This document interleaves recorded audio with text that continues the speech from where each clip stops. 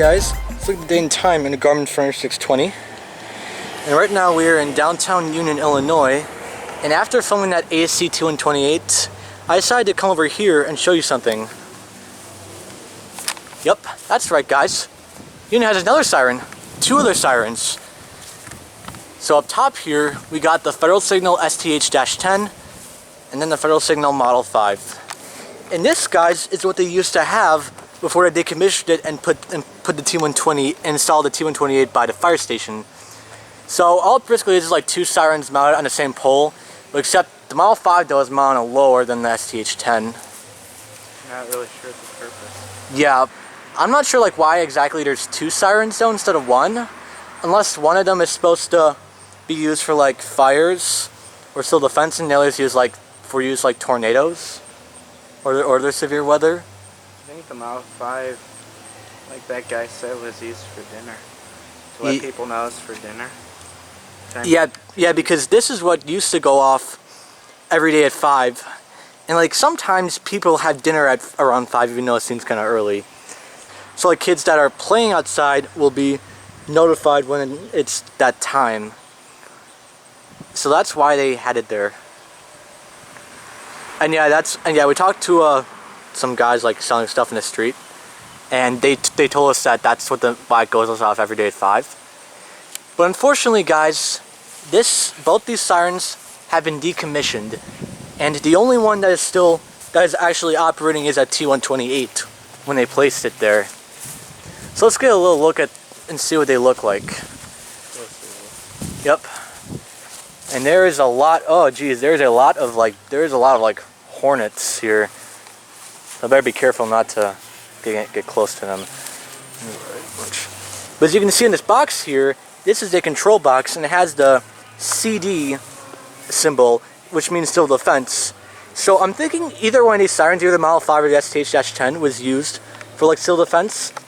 Yeah, I get closer look at this. Oh yeah, but I don't want. I'm kind of afraid that the wasps are going to sting me. But yeah, that's basically the control. Basically the control box right there, and it goes all the way up to the STH-10, which is all the way up there. Ooh, pine tree. So then over here, let's go over here, and over here is a breaker switch, and I can definitely see why it didn't. And this actually explains why it didn't go off, because as you can see here, this breaker switch is switched to off, and cut the wires. Yeah, and there's also a lock on the switch so that way no one turns it on. So I think it would still work if it was on, but since it's not on, it's no longer active anymore.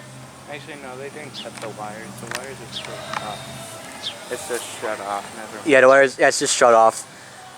But here's another look of the Model 5, and again, I don't know why it's placed along with the STH-10, but there it is up there. Let's go a little back here. We probably can't. I'm sorry that sunlight's in the way, but yeah, there's the Model 5. And yeah, it's too bad this was decommissioned, because I really would have, because I've never filmed an omnidirectional siren go off before, and this would have been a good chance to do so. But and do you want to show below there?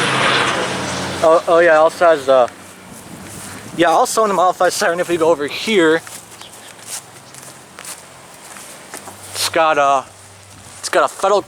the logo that says Federal Code.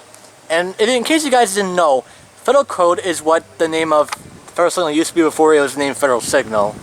So this is actually made. Well, they actually switched back and forth. Well, yeah, but this was made during when it was still Federal Code. What I meant to say is that Federal Signal used to label their sirens Federal Code when it used to be the Federal Electric Company. But then later, they changed their name to the Federal Sign and Signal Corporation, and then the Federal Signal. So now that I corrected myself on that, let's continue with the video. But yeah, guys, set the seat is deactivated.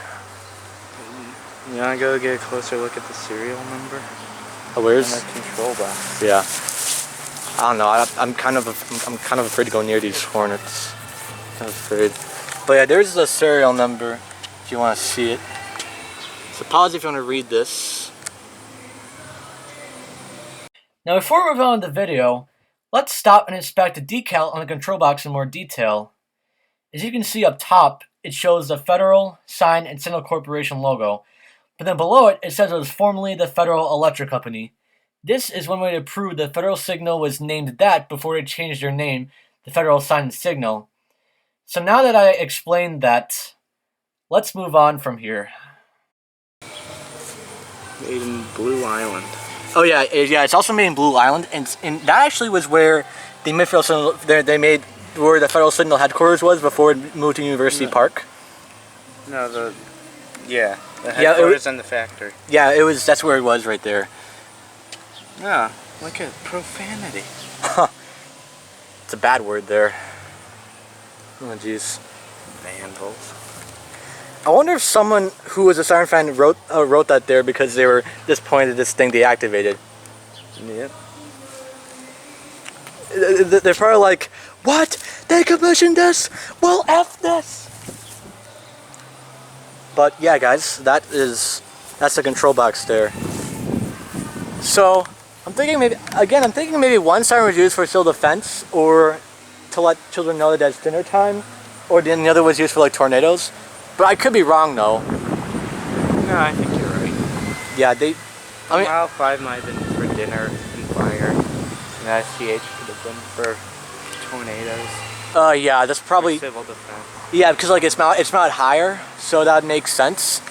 Because like if people were like in like a nearby farm near Union, and if the STH went off, the people in the farms would most likely hear that rather than the Model 5. So yeah. So yeah, that's the main reason why I decided to make this video. So let's take a little look at it before we end it. Yep. So yeah, there's the STH-10 and then the Model 5. So hope you enjoyed this video, and that's gonna be it.